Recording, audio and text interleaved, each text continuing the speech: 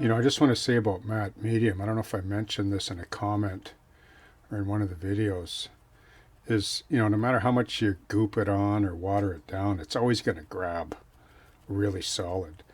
And it has a type of viscosity that over PVA, like people talked about using PVA, or how the grass, falls over. Well, it doesn't fall over when you pinch and stab into matte medium.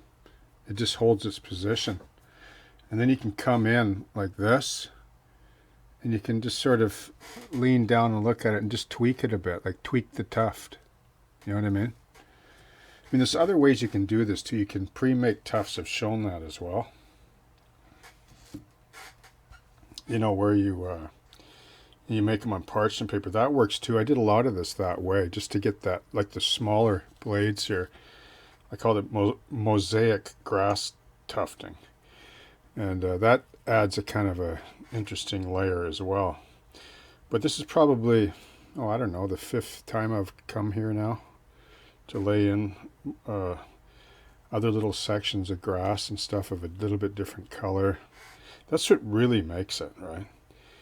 Like, not at once, right? Remember how I talked about that? Just come back later and then I find too that if you just build it out, like just paint in fingers, like paint in a little pattern, with the matte medium, like just paint in where you think you want the grass to grow. Like do, 2 or 3 inches, and just create a bit of a pattern with fingers coming down, kind of, right? See, I want the grass, it's creeping down here, right? It's going to creep down this hill here now. This little wind-swept grassy knoll. Okay. And you don't have to worry about the matte medium leaving a big glue blotch or stain like you would with PVA, because it's going to disappear. It's going to just virtually disappear and go matte on you.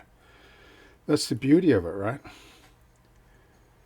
You can lay it over painted surfaces and other painted grass, right? See how I just pinch a tuft and then I just stab it in and push it down to flare it out. Once you do this, your muscle memory takes over, and it's just, you wouldn't believe how much ground you can cover. My goodness, you plug in with a bevy and just go for it for half an hour, and you will blow yourself away how much ground that you can cover. And it looks awesome too, right? It doesn't look like it's manicured, like, I'm not saying that static grass applicators don't have their place. They do, for sure. But if you really want to add some character and like in your foreground slopes and stuff, this is the way to do it, I think, because you can control it, right? And then what I'm going to do after this is vacuumed over and picked out. If you have a little comb you can have, or you can just pick it out. And the nice thing about matte medium too is it'll stay pliable for a while. You can actually, like, I don't know if you can see this, but like I'm actually moving the tufts around. You know what I mean? And they're holding their position, like wherever I leave it. Like it's not falling over. That's because of this. Matte medium. Yeah, it's a little on the pricey size, but if you use it judiciously and thoughtfully, right? Thin it down a bit, add water first, then take some and put it in, stab it in to help thin it out a bit to get down in there. It'll go a long ways, and it'll hold too. Okay? And disappear like it goes matte. It's just beautiful. It's been around for a long time, matte medium. Like the early modelers, like the Shepherd Paines and Verlindens, like they were all using it. Like they were.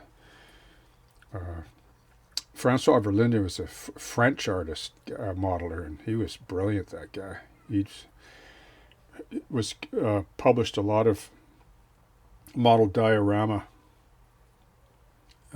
magazines as well that were awesome. I have almost his whole collection. I've read them all several times, and man, did I ever learn a lot from that guy. Shepherd Paine, too, he was an American guy. He was really good, man. He was the guy that had the monogram and the Revell contracts for doing promoting their models on a diorama, right? With really nice illustrations, you know. Ray Anderson, I think I mentioned him before. Like, he was an older guy, kind of the which era would he have been? Well, he passed away, man, several decades back, but he was brilliant too, right?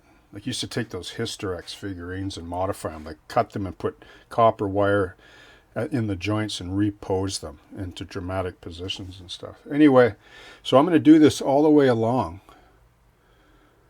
Okay? And it's just adding another kind of layer and dimension that really looks cool, especially from where I'm standing. It just adds that extra bit of growth there that I felt was kind of missing. And then just, I might add a few bushes in here, we'll see, but there's actually going to be a couple of trees in here, believe it or not. Like, that was the initial plan. I'm not gonna put them in yet because I don't want to bump them and knock them, but the idea was a couple of big cottonwoods right here, like at the prototype location. There's big ones in, a couple in here to help create a, just a break, right? Because there's a lot of open track here. Okay.